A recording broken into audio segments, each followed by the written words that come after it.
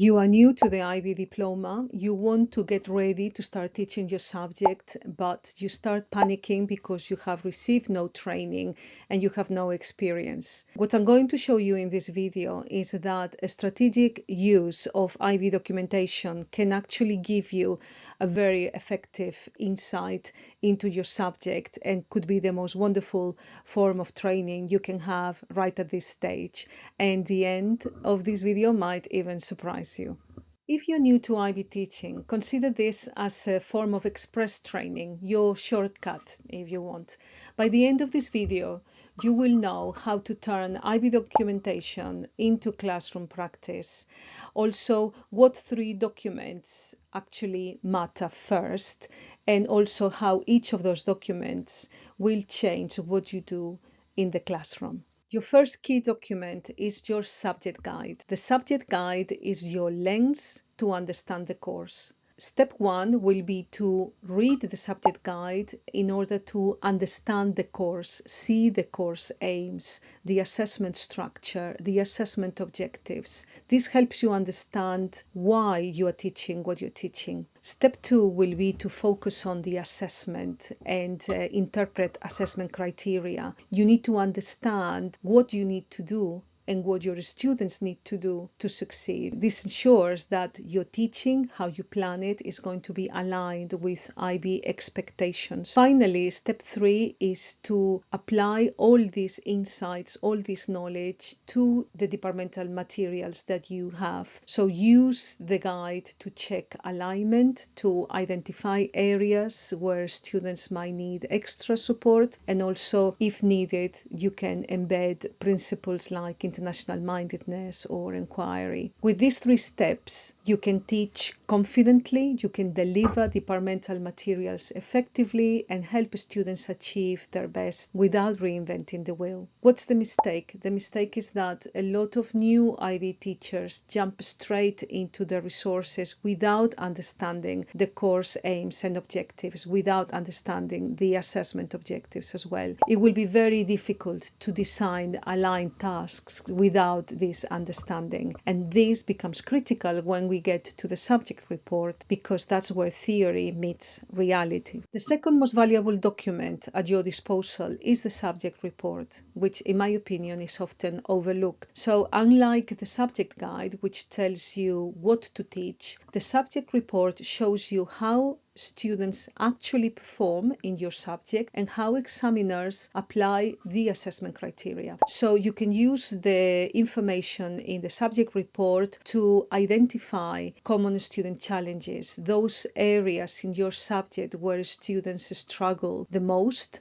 so that you can address these proactively in your lessons. You can also use this information to clarify how assessment criteria are interpreted, and when you see this information, you will see how those abstract descriptors will become concrete, and they can help you design tasks that really prepare your students for success. And finally, the information on the subject report can inform lesson and assessment planning, so you can adjust activities and provide targeted practice in those areas identified in the report as needing further practice. It really is a tool for reflection. You can compare your students' performance to the report, and this will help you refine your teaching strategies, and you can start building confidence quite quickly. Does this sound helpful? So wait until you see how it connects to Exemplars. And finally, the last set of documentation I'm going to recommend is the use of marked exemplars. These are some of your most practical tools, and when looking at these exemplars, you will be able to see what a strong student work looks like and why, and also what mid-level or low-level performance looks like. With this information, you will be able to anticipate common misconceptions, common student mistakes, and you'll be able to plan precise guidance to help your students succeed. So in short, exemplars will turn IB theory into practical classroom action and will support your students to achieve their very best. Here's your simple checklist. Read the subject guide for aims and assessment objectives. Read the most recent subject reports for patterns patterns and examiner insights, and study 2 or 3 marked exemplars for application of assessment criteria and student performance. And that's it. Just focus on what is assessed, how it is assessed, and what a strong performance looks like. If you are new to the diploma, please do not fall into what I call the documentation trap, trying to read every single document, because this is going to create anxiety and will not create clarity in your practice. Focused on doing a strategic reading. When you do this,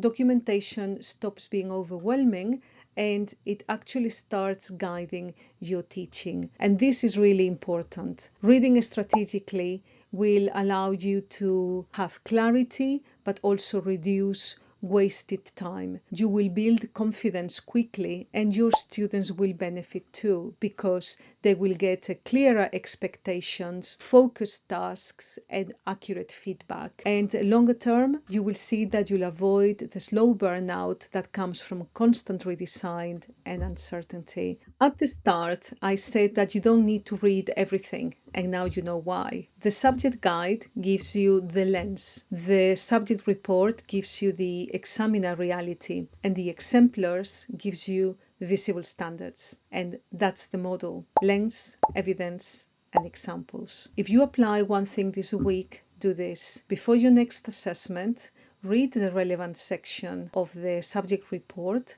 and compare it to one marked exemplar. 10 minutes. And that's how you start turning IB documentation into student success and also your own professional development. If you found this video useful, check out this other one for more IB guidance.